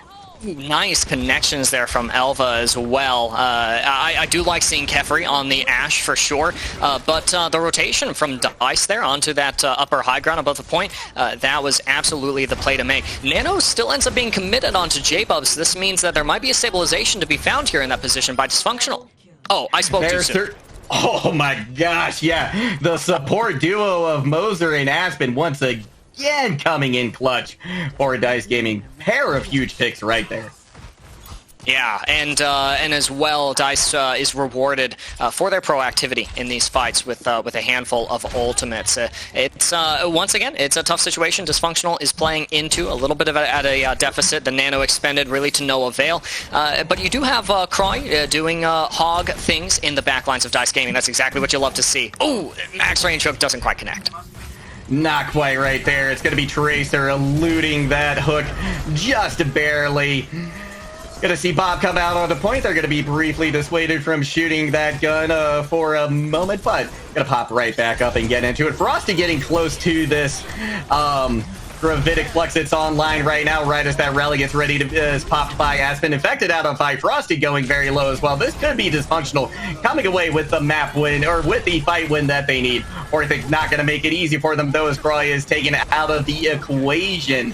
Can Dice Gaming come back in and recontest this? Just about 2 picks on the board. Caffrey takes out Moser, and they had that Transcendence. That could have been used to stall out this point, get a little bit more time, but that looks to be accomplished by a couple of the other members of Dice Gaming. And Infected just barely off the point, unable to hold on to it. 3:33 left for Dysfunctional to push through the streets of Blizzard World. I liked it. You know, it's honestly, even if Dice yields that objective, you could see the focus on securing the right eliminations was there. Infected foregoing the objective in the interest of possibly finding out Gale Adelaide on the support role, and it definitely distracted them. They're coming up a little bit slower on the nano boost here into this next fight. We'll wait to see if Necros actually commits the blade until that's ready. It's a bad time to commit that anyways, because Frost has employed the Gravitic Flux. Yeah, and that's going to yield immediate value. Here comes the blade from Necros. It is going to be popped. It does find Elva. Hook catches Frosted, but the follow-up damage not going to be there to finish off that pick. Moser, though, not going to be long for this. World Infected going down very low right before they get that minefield ready to go. Frosted doing everything they can to stay alive on that high ground. They do get the pick on the J-Bubs, but they follow them into the Beyond shortly after. Yeah, and this is exactly what I wanted to see from Dysfunctional, is this individual license to not necessarily control the team fights or the pace of the game, but rather the individual duels that each of them are taking. Crawley operating the back lines, and Necros and Kefri popping off. And we're going to see Kefri popping off in a big way as Infected is taken out of the fight. Horthic very low as well. They're going to have to find some health post-haste. Elba going down low. It's going to be Dysfunctional getting this cart underway once again. J-Bubs has the Gravitic Flux. They're going to go ahead and pop it. Kefri gets Horthic out of the equation as well. Gravitic Flux finds 2. And with that, this cart will continue into third. Yeah, and with a time bank as well. That's absolutely beautiful. So Dysfunctional now has a pretty healthy ultimate cycle. Necros is armed with the blade. Moser 50% to Transcendence. Now might not be a bad time to draw it, especially if it means accruing momentum here for this 3rd point push. Ooh, with Frost and Infected both going down, that's huge. That's absolutely massive. No tanks left for Dice Gaming. That's going to be a very quick disengage, a very quick back off, and regroup, because there's not too much room for error left with this card getting close to the end. Yeah, and again, I got to go back to Crawl on the Roadhog. Beautiful shot. Oh man, that's what we wanted to see this series from Kefri. What do you expect from Kefri? Yep. Looking for more. What else can they find?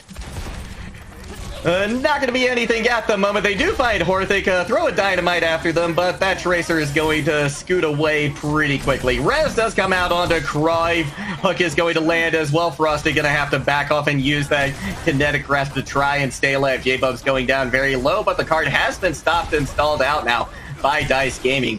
They're going to have to get some picks, though, if they hope that trend do continue. Bob now committed by Elba. They find Kefri on the high ground, winning out that sniper duel this time, and that's going to be a beautiful hold for Dice.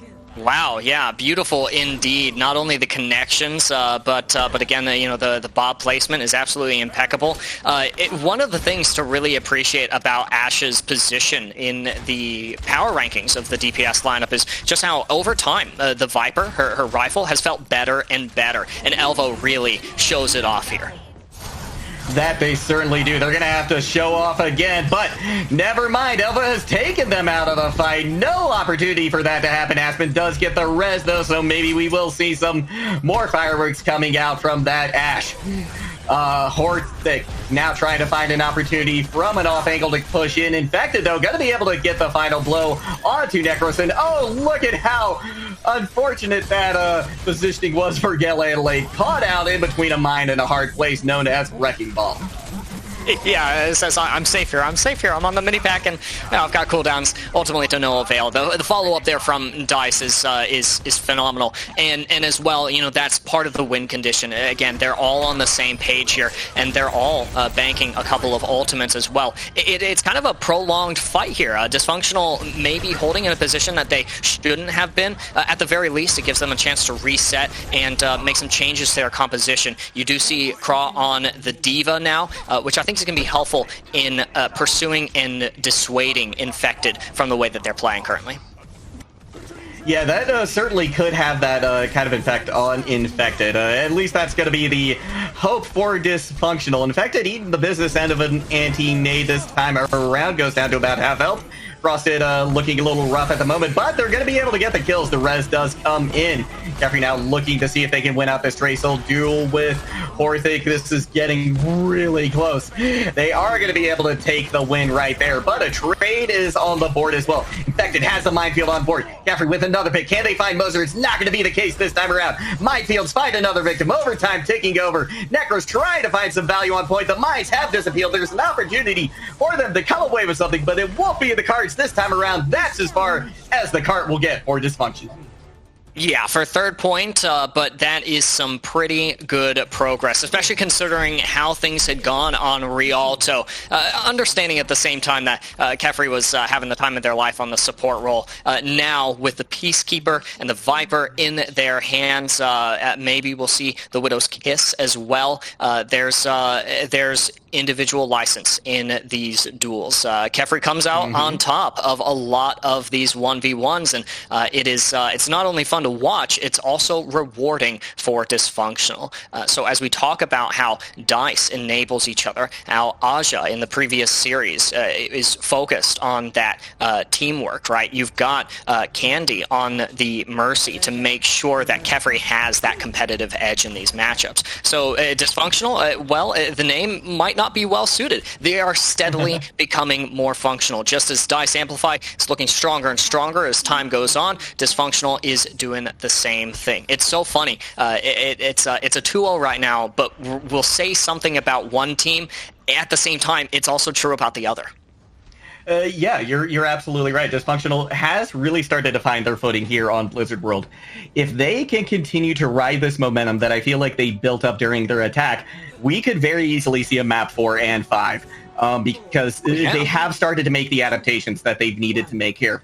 Now, it's just going to be a question of whether or not those adaptations are enough on defense. DICE Gaming, they don't want to make any changes. Why mess with success? Don't fix it if it ain't broke, right? They're rolling out with exactly what we've seen before. Alva looking to start to get in a little bit of ult charge now. Dysfunctional position very far back with this double shield composition. It'll be a hard, long stretch of field to traverse before they get the point. And LordThethan not going to make it this time around. Kefri with a beautiful headshot to take them out of the fight. Frosted now weighing their options, seeing if they want to start pushing forward quite yet. Necros briefly flirts with the idea of holding that high ground, but they're going to give it up post-haste. Now with DICE Gaming back to a full composition, they can start to push it. Yeah, and this is really the opportunity for DICE to get hyper-aggressive. Hard to do so when Infected is as critical as they are, though. Now it's Necros' time to pop off, but they're under the duress of the Discord Orb. Elva gets traded, but gets revived. This is winnable here for Dysfunctional. It certainly is, especially now that they've committed the nano boost as well. Crawley going down very low. Shard Candy getting ready to come alive with this coalescence as well, right as that nano boost is ending. But it's going to be a barrage of kills coming in favor of DICE Gaming. They've got 4, 5 ultimates on board as well, compared to just 1 for Dysfunctional. This is DICE Gaming's fight to lose right here. Gale Adelaide out of the fight. J-Bub's gonna follow them as well, and with that, DICE Gaming will capture this first point. Yeah, and this is a little bit of that disparity between these two teams where we saw Dysfunctional's rotation onto that upper high ground. I'm sorry, DICE Gaming's rotation on their first point defense. Dysfunctional rotates in to DICE, and DICE totally exploits it. Frosted, unfortunate misconnection on the Gordic Flux, but they're going to be able to build it right back up. Look at those kinetic grass shields. They can stay engaged for as long as they'd like. Yeah, they certainly can, but Infected can't say the same about them with that anti-nade, but you know what? They go in anyway. Beautiful disruption onto J-Bubs. I love that roll-through. Going for another. They find a slam on the Shard on the stairs as well. Huge plays coming in from Infected. That is some smooth clinical wrecking ball play, but Necros and Cry coming in with a pair of kills as well. Dysfunctional not to be outdone, but striking back just as fast is DICE Gaming with a pair of kills themselves. Kefri out of the fight due to Aspen on the Murder Moth. That Mercy getting a lot of value. That is absolutely terrifying. There's, the attentive support gameplay. It's there for DICE, and so is the aggro gameplay. Both support ults coming up online for DICE Gaming. You know, the question is, how do they lose this? A supercharger might make things more complicated, quickly resolved by a minefield. Oh yeah, that is such a that's like a beacon for a wrecking ball minefield when you see that supercharger go out.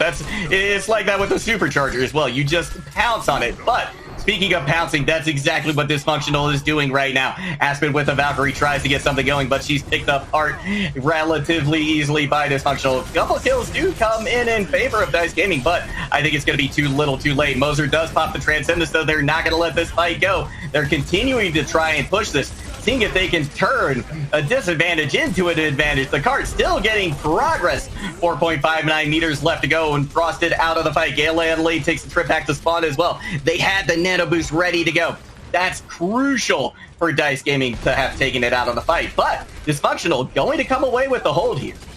Andy with 2 2 melee finishes onto both supports for DICE. There were so many opportunities to stabilize in that fight for Dysfunctional, and really, you see it resolved with a 3rd kill for Candy here, who, by the way, for the latter half of that fight, was just hanging out with the Coalescence on standby.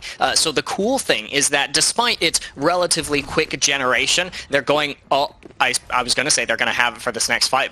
Moser quickly strikes back. This is for 1v1ing me, but they'll come back from spawn with it. That glass cannon proving more cannon than glass right there. Moser with a huge kill to start things off. Deadeye from Caffrey not going to find anything. They go for the flash fan, the hammer, but it's not going to be enough to stop Infected. The minefield catching them out as well. 4 meters left to go before they capture this second point. And it's being a hard-fought 4 meters. Pulse Bomb comes in, but Horthic is going to be taken out by it instead of the opponent. Shark Candy is down and out of the fight, but so is Moser. Aspen getting ready to pop this Valkyrie. Is it going to be used in this fight? They are going to put it online to get the res out onto Moser, but in the meantime, that means Frosted goes down. In fact, it gets a kill onto Bub, so no main tank for Dysfunctional. The blade is out from Necros to see if they can find something. Now it's just 2 meters separating Dice Gaming from the next point, but Dysfunctional stops them again. Yeah, and Necros was able to draw the blade in time, partially due to it's Candy helping to decrease Moser's uptime, which yields slower Transcendence generation. Means that Necros is able to freely draw the blade, shut down the Valkyrie. That was phenomenally timed. Watch out for the Bob here. Things are still winnable for Dice Gaming. They absolutely are. They've got the Bob on point, causing a lot of disruption to damage, but J-Bubs is striking back with a supercharger. Infected looking for an opportunity to slam. They find it on the supercharger. That's taken care of. No more need to worry about that. Beautiful boob comes in from Infected, but it's still not going to be enough. 30 seconds left to go. Dice Gaming, if they hope to take this, they have to reset fast. Yeah, because you're down to 20 seconds and a wire. Infected will be able to connect to the point, but Frost is the only one coming up on an ultimate. Meanwhile, the Nano and the High Noon available for Dysfunctional. The only compelling reason for them to lose this is if someone totally throws hard, but Dysfunctional is looking really good right now. You're absolutely right. This is Dysfunctional's fight to lose right here. Caffrey has popped the Deadeye to try and stall things out. Not going to find any kills. Aspen getting hunted mercilessly by Necros. That's going to be no more mercy in the fight. Frosted taken out as well. Right after that, Gravitic Flux is committed. Necros now with the blade to try and finish things off. There's just a few members remaining from Dice Gaming, and they're not going to last long. This is going to be Dysfunctional coming back in the series and making a game of it. All right, let's get a map 4. I want to see more of the stream team. I want to see more of Dice Amplify as well. But to see Dysfunctional really come into their own on Blizzard World, that is refreshing to me. And they've embraced that win condition.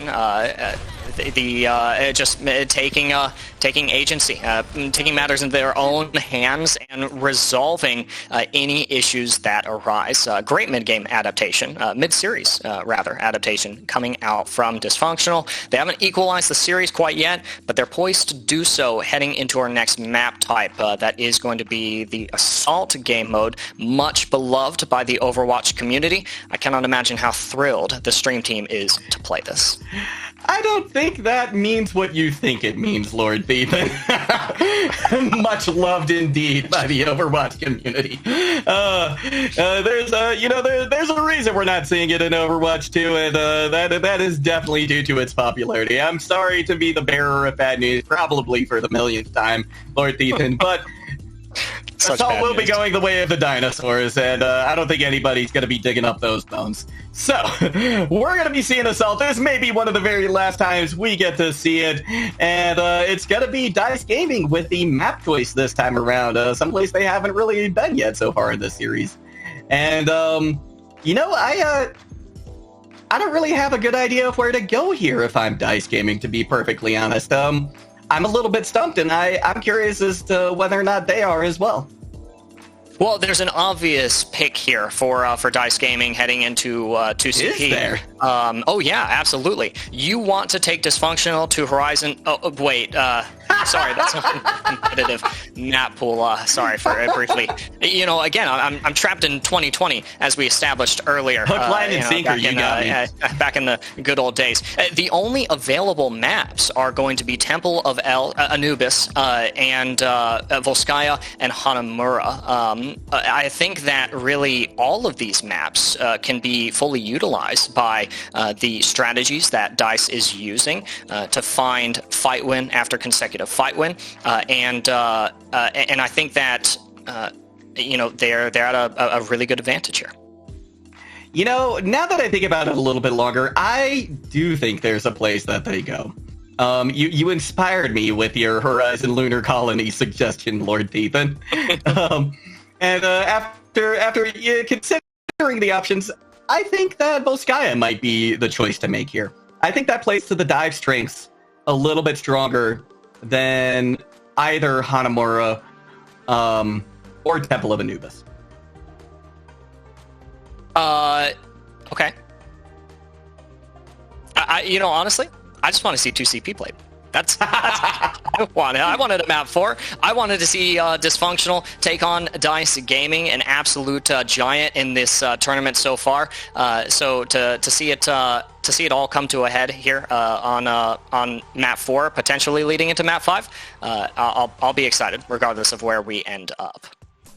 Well, we are going to be headed somewhere much more different weather, shall we say. We're going to be headed to Temple of Anubis. It's not going to be the frozen, frigid northern wastelands of Volskaya. We're going to be headed to the arid deserts of Temple of Anubis. So, this presents, I think, some opportunities once again for some snipers to come into play. Kefri is all set to succeed here. I mentioned earlier wanting to go to Havana, those long sightlines that can just be absolutely abused and shut down as well. We saw Frosted on the Sigma instead of the Diva on Blizzard World, and that barrier as well as the range, at least on first point defense, ends up being really helpful against a Widow who wants to take that catwalk position just over the first point choke. And conveniently enough, Dysfunctional will be going on the attack first. Craw is on the Sigma as well. I'm sorry. It's Dysfunctional on the defense first. I'm sorry. So it's Dysfunctional. They're actually going total disruption here. Looking to make space for Elva to make plays on the Widow. It's really going to be up to Elva to outplay the double shields here, and for Necros to shut down any of those off angles. I gotta say, Juggle, this is not the series that I would have anticipated going to map 4. I'm very happy that it is, though. As am I. It's more Overwatch is good Overwatch, right? So I'm not going to complain at all. DICE Gaming coming out on the attack this time. They've got the Disruption composition in tow once again. We're going to see Infected start to move into the back line now. It'll be looking for a big engagement once he rolls through onto this island, presumably from that high ground. Here he comes right now. Elva going to be diving in very shortly. Morthic on the prowl as well, but it's going to be Craw who gets the pick onto Infected, unable to quite disengage from that dive quick enough. Necros' job in Dysfunctional's composition is made a little bit more ambiguous since Elva's no longer on the Widowmaker. Just a scouting chance for an early pickoff, but back on the Echo, which is a really good matchup against Necros' Genji. And you see as well all of the CC being inflicted onto Infected. Infected indeed, just with a lot of damage, no serious ailment. Yeah, they go down very quickly once again. DICE Gaming having a hard time finding any kind of purchase, any kind of, crack in the armor with which to exploit. I say that, and then Necros finds 2 right off the bat. Again, for Dysfunctional, sorry, I apologize. Frosted will strike back with a pick onto Shark Candy, but Gale Adelaide is still up, and they have the Nano Boost ready to go. Kefri will take Infected out of the fight once again. So Dysfunctional primed to continue this whole DICE Gaming. Now it's looking like they're the ones scratching their heads. Yeah, just a little bit. There are solutions here, however, in the form of support ultimates now generated amidst tons of damage being dealt out by Dysfunctional. Oddly enough, without the Zenyatta in their lineup, who needs Discord Orb? You've got Kefri and Necros on DPS, and as well the Blade is drawn here too. That Blade finding immediate value on the Aspen. Moser pops the Transcendence, but it's already expired. Necro's looking for potentially an opportunity to continue to do damage onto Dice Gaming, but they back off after just winning the fight with one pick. That's a really good trade. A pick on an Aspen and the elicitation of Transcendence for the Nanoblade. That's really good.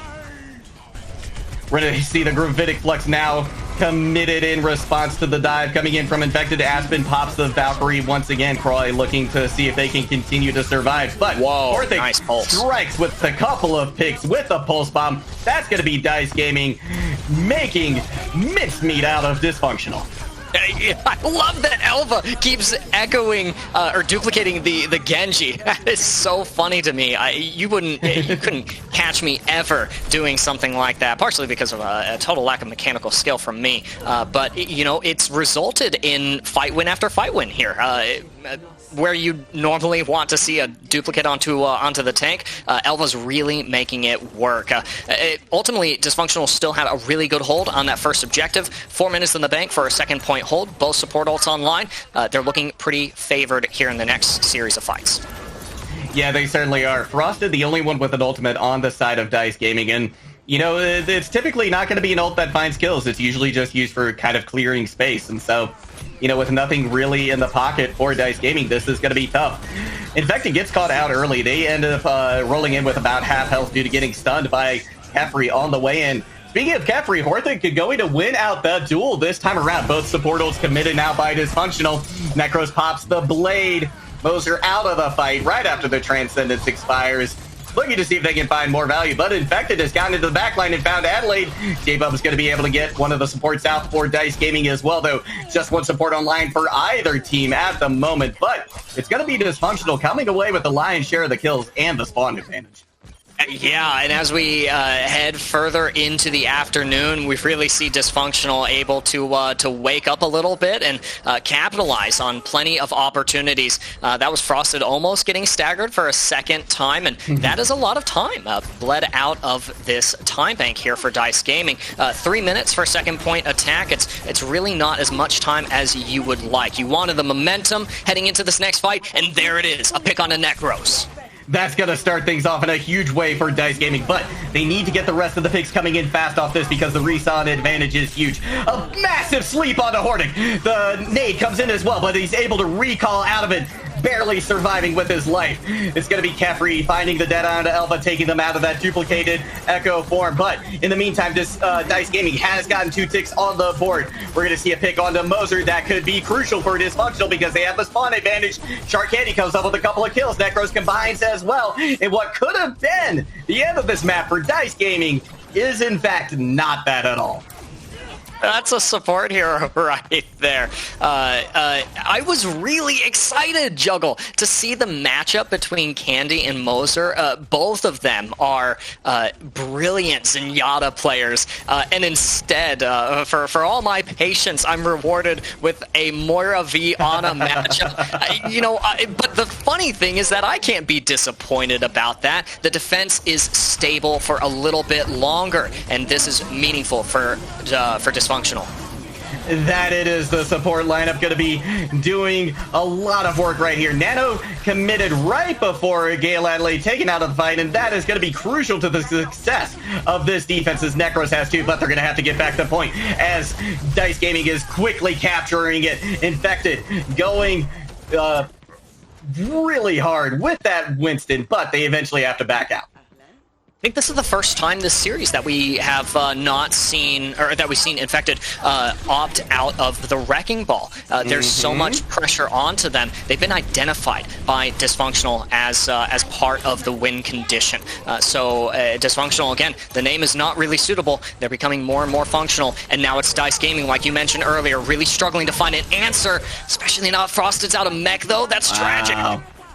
Yeah, Dice Gaming, to me, they look like they're in panic mode at this point. Now that you've got Infected off of the Wrecking Ball, things are starting to fall apart a little bit for them. They got 2 1/3 tick on the board, or 2.5 ticks on the board, but right now, with only 30 seconds left to go, that could be all they get, as Dysfunctional is pushed up very, very aggressively, and they're being rewarded for it. Dice Gaming has a pick, though, on the Necros and Caffrey. That's both DPS out of the fight. 15 seconds for them to try and get the point and see if they can push this advantage. It's going to be Infected, finding another pick, but Moser's out of the fight right before they were getting that nano boost ready to go. Rally committed now by Aspen. She's pushing the point as quickly as she can, but Infected taken out of the fight at the last moment by Necros. Ravitic Flex committed now by Croy, and with the blade as well, that's going to find success for Dysfunctional. Shark Candy going to end things with the Coalescence as well. Overtime ticking down. That's going to be as far as Dice Gaming gets. 83%. In a solo queue comp game, you look at that and you're like, okay, that is pretty good. We can work with that, right? 2 ticks captured. That means if we need to yield a little bit of space, we can. Ultimately, all good, as the kids are saying these days, right? But for Dice, it's, honestly, for them, that's not great, right? Right. You're already being forced off of strategies that you have succeeded on in previous maps. Dysfunctional is really coming alive, and you see the Ooh, what am I trying to say? You see the distractions, the disruptions really starting to form in Dice Gaming in the form of these picks. Particularly in that last fight, Moser going down to J-Bubs as a flanking Roadhog while they had the nano boost. That was absolutely critical for Dysfunctional success there for that 83%. And part of that is Dysfunctional just abusing the Roadhog, the best tank in the game. But the other part of it is that Dice Gaming is becoming less responsive as the series continues. Things might change here with a slight adaptation on strategy. Horthic on the Sombra popped off yesterday. Very excited to see that in action now. Infected off of the ball onto the Winston. Not entirely new, but we haven't seen that look prevalent so far in the series. And Dysfunctional now on a double shield composition for their attack. They're stable. They're looking really good. Yeah, they really are. Dysfunctional. It's really been pulling things together here in the back half of this series. Dysfunctional trying now to rotate through to the left side of the island. Gonna be a DMAC coming out onto Frosted early on for Dice Gaming. That's gonna yield their demise relatively quickly. Cry now gonna collapse onto Infected, who's eaten an anti-nade as well. Just a sliver of health remaining for them. Elva not even that much to their name. That was an absolutely brutal loss for Dice Gaming to incur. Yeah. A lot of people look at like Rhine or Winston-based compositions. They say if you're down your main tank, you don't really want to push. I'd make a really compelling argument that if you are down your off tank, it is basically a lost fight. Especially if the off tank is D.Va. Especially if that's Frosted on the D.Va, who popped off yesterday, who's doing so well so far today, and now Dysfunctional at a really good advantage, sitting on 530 in the bank for their next point attack. And they're going to have a significant ult advantage as well. Moser and Infected, they want this fight to go on for a little bit longer so that they can try to build up their ultimates, because that's absolutely going to be one of their win conditions. Dysfunctional already on point. They're starting to build up that first tick. But it's going to be Moser who falls first to Necros. Probably going to be traded out as well. And that's going to benefit Dice Gaming quite a bit because they have the spawn advantage.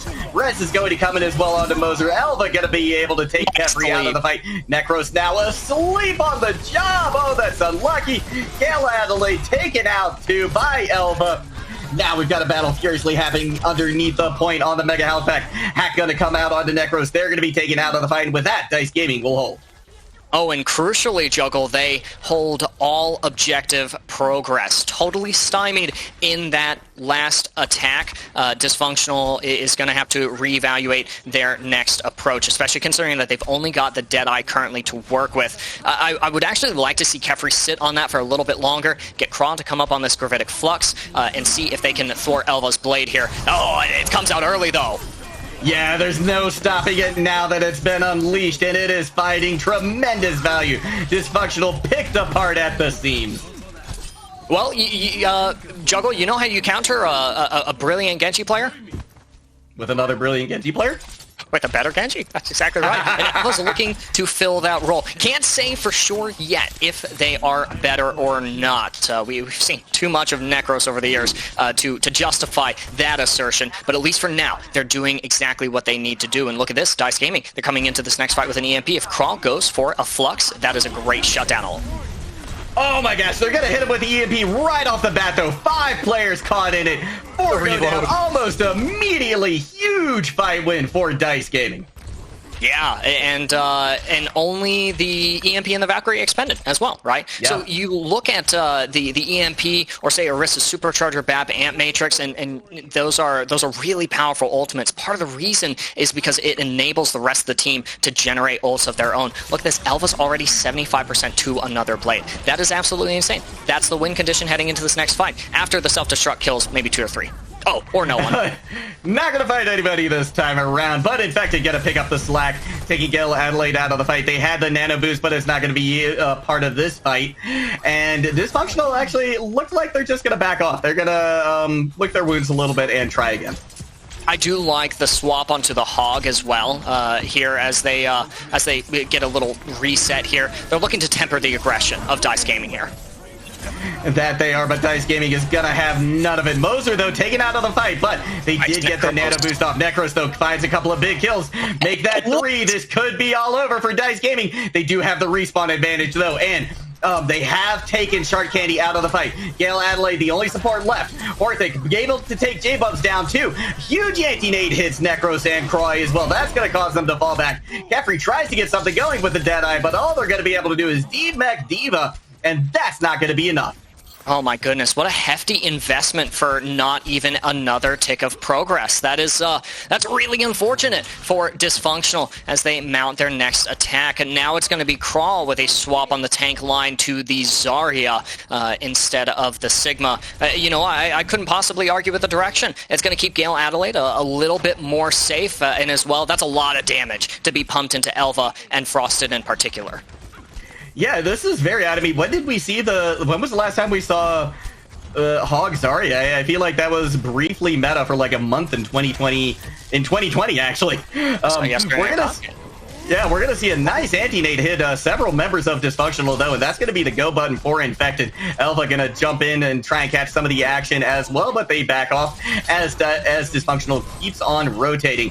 Now that they're on the point, they're able to get a pick onto Horthic. That's big. They had the EMP ready to go. Gale Adelaide out of the fight, though, for Dysfunctional. It's going to be a nice nano boost committed by Moser. And with that, Dice Gaming holds again. Now it's just 1:20 left on the clock. Dysfunctional, their backs are against the wall. Hey, yeah, and I'll tell you what's coming up here, Juggle, is one of those good old-fashioned 2 CP moments where in the 11th hour with 6 ultimates, Dysfunctional somehow captures 83% progress. But look, Dice Gaming, they're all too familiar with the 2 CP moments. They're all prepped for it. Look at that. You've got the Blade, the EMP. You can end this fight before it even breaks out. You certainly can. We're going to see the EMP catch 3. 2 of them are taken out immediately. Blade committed by Elva as well. It's going to be Kefri trying to do something, but taken out on the fight once again. Quick reset from Dysfunctional because they know this is their last chance to stay in the winner's bracket. Yeah, absolutely. And again, either way, win or loss, this has been a great series, and you're going into some great matchups heading forward. However, winning here is very important for Dice to come back from a couple of map losses. But here's the Dragon Blade. They're going to try and start things out with that. It's going to be Shark Candy and Necros finding a pair of kills. That's a little bit of an advantage for Dysfunctional, but Cry's out of the fight as well. It's a 3v3 now on point. 6 seconds left to go. This is going to be an OT finish right here, but these picks and counter picks, they only favor Dice Gaming. Overtime has been triggered right now, but Infected has a pick. Frosted finds another. Overtime ticking down. Dysfunctional has to find a way on the point. They have to find a way to stay alive, but they just can't do it. Dice Gaming will come back in this matchup. They will take Dysfunctional 3-1 and continue on in the tournament upper bracket. Fantastic. fantastic series, especially after the unfortunate 3-0 onto Aja. This was a breath of fresh air, an opportunity for Dysfunctional to show off their individual skills, have a little bit of fun with Kefri on the support line on Rialto, as well as for Dice to honestly be put in a position where they had to make minor adjustments to their strategy. Their playstyle was still hyper aggressive and also disruptive, but honestly, seeing Infected honestly kind of forced onto the Winston, I can't complain about that. It was really fun to watch that. Oh, it really was. And, kudos as well to Infected for being able to make the Winston work in the face of a Roadhog, too. I mean, that's saying something. That's not an easy task. And Dice Gaming really showing, what was great about this is we saw the adaptation come through from both sides, right? We saw, Dysfunctional over time figure out exactly what Dice Gaming was doing and eventually come up with a solution to it and counter them, right? But then, even quicker, Dice Gaming comes back with even more adaptations, Infected going over to the Winston. That may have been part of what led to their success here on Temple of Anubis, and will keep them in the winner's bracket. Yeah, and for Dysfunctional, they will drop to the lower bracket. I believe they'll be fighting against Aja next, and that will be a fun series to watch. I'll admit, Juggle, I am just a little bit disappointed. I didn't get my Moser and Shark Candy Zen matchup that I wanted to see, but that doesn't mean that there's only disappointment heading forward. Lots more fun series taking place here on the channel, but for now, we're going to throw it back to the desk, and when we come back, it'll be a brand new set of casters bringing you guys a brand new set of matches. Juggle, any last words? Thank you very much and welcome back to the desk. It's second day of the Questline Open. We're in the first winners round of the top 8 here in this major. There's been a desk change, as you can see. Joining me today again is Tickety and myself, Julian, again here on the desk. It's always a pleasure to be here with you, Tickety. Break down that last matchup for us. Yeah, good to be back. At first, going into that matchup, I was 100% sold that Dysfunctional was just going to be blown out of the water. The first 2 maps looked, in my opinion, incredibly one-sided, and it didn't look like they had the capability of bouncing back. But then we see the map pick on Blizzard World. We see the swap to a much slower composition on the Orisa Sigma, and being able to really absorb a lot of that pressure that's coming out from Dice Gaming. I think that map pick was actually really, really smart because it limited Dice Gaming's ability to play the Ball Tracer Sombra composition to its full potential, I think. I think the ranges on that map and the lack of strong flanking routes really limited the approach angles that they could find with the Wrecking Ball and really slowed down the pace of the game. It was interesting to see the 4th map pick from Dice come out to be Anubis. I think the same principles apply to that map. It's a very hard map to attack with that ball dive and stuff like that. And we saw Dysfunctional do very strong holds on both first and second point, just shutting down all those approach angles, really slowing down the game, making sure their backline in the Kefri Cassidy, in the Ana and Moira, not your standard backline support combination, but surviving much longer than their previous maps and able to put out that meaningful damage and healing and really sustain through those dive engages. Then eventually couldn't quite close out on attack, and as anyone who's played 2CP in ranked games knows, that spawn advantage on the defensive end is so strong. We saw so many defensive dives come through from Dice Gaming and really just trade out kills and just meant that Dysfunctional really couldn't close out the map. I do think, though, it was really good showing from Dysfunctional to show some of the swaps that they were willing to flex onto. I think the Roadhog especially made a huge difference in this matchup. And again, just being able to deny space and sustain throughout the engage against that Dice Gaming composition was everything in this matchup. I really think if they had taken that map 4, if this had gone to a 2-2 matchup, that Dysfunctional might have actually been able to close out the series and ride that momentum. But well played by Dice. Close things out with a 3-1 victory here. It's going to mean a tough road ahead for them, however, because this means, as the winner of this matchup, they're going up against Trust the Process, who we just saw take a 3-0 victory against one of our fan favorite teams, Aja. So it's going to be an interesting matchup there to see if Dice can really pull out the same strats and find the same level of success as they did these first 2 maps against Dysfunctional and be able to take that victory as well. But yeah, we got another exciting match coming up next if you want to introduce those teams. Yeah, definitely. We'll be watching Bay State, which we already broadcasted yesterday, against Roadhog Rides again. So there has been a minor change in the schedule in terms of the team who's going to play against Bay State. So we see Roadhog Rides again against Bay State as our next matchup. But yes, you mentioned before, if we take a look at the bracket, it's going to be Dice Gaming facing up against Trusted Process next weekend in the semifinals of the winners bracket, and that's going to be a super hard match because we got experienced EU players, contenders, Psycho and Owl, who has a lot of experience on that DPS role, and on the other side you've got Dice Gaming, who they're superior in the NA side of this bracket. And yet they'll face an unbelievably hard to beat enemy with the Trusted Process team. Absolutely right. And Dysfunctional, they'll drop into the lower bracket. So we will see them again today doing their first loser bracket round matchup. And yeah, so definitely it's yet again a long day for the teams. And I'm looking forward to seeing what those next two matches got ready for us. Until then, we'll go into a quick break, and then we'll be right back with the Dusk and hopefully the chance to start that next matchup as soon as possible.